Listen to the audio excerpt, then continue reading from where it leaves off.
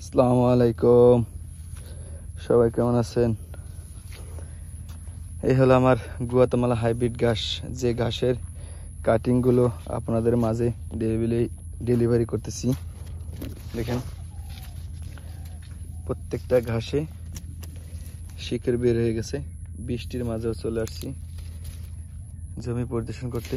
দেখেন, খুবই ভালো মানের কাটিং।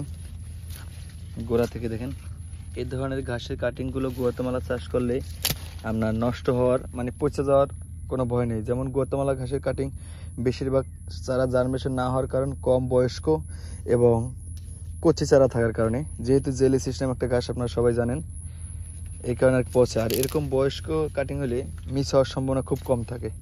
দেখেন, প্রত্যেকটা ঘাসে গোড়া থেকে মাথা পর্যন্ত ঝাড়া ঘাসের মতো শিকড় বের হয়ে গেছে। 13 মাস বয়স হয়েছে এই চারাগুলোর, এবং ওই সাইডেও আছে। দেখেন, একটা ঘাস 12 ফুট 15 ফুট উচ্চতা আছে। আমি সবাইকে সবসময় বলি যে আপনার গুয়াতেমালা চাষ করলে অবশ্যই ইন্দোনেশিয়ান স্মার্ট নেপিয়ার চাষ করবেন, কারণ এই ঘাসগুলো বেশি বড় হইলে পাতা বড় থাকার কারণে ঢইলা পড়ে। দেখেন, স্মার্ট কাটটা সব শেষ করছি। এই যে গুয়াতেমালার ঘাসের কাটিং, এই মাথা পর্যন্ত শিকড় বের হয়ে গেছে।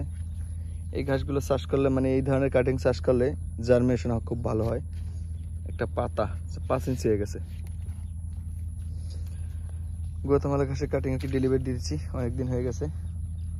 সাথে আছে যারা one Indonesian smart নেপিয়া, elephant hybrid, red Pakchong, পানির ঘাস, বিশেষ করে জার্মান হোয়াইট হাইব্রিড, অজানা হাইব্রিড, মানে এক কথা সব ধরনের ঘাসের কাটিংগুলোই দিতেছি ইনশাল্লাহ। খুব ভালো মানের কাটিং। এই ধরনের কাটিং আপনার চাইলে সংগ্রহ করতে পারবেন।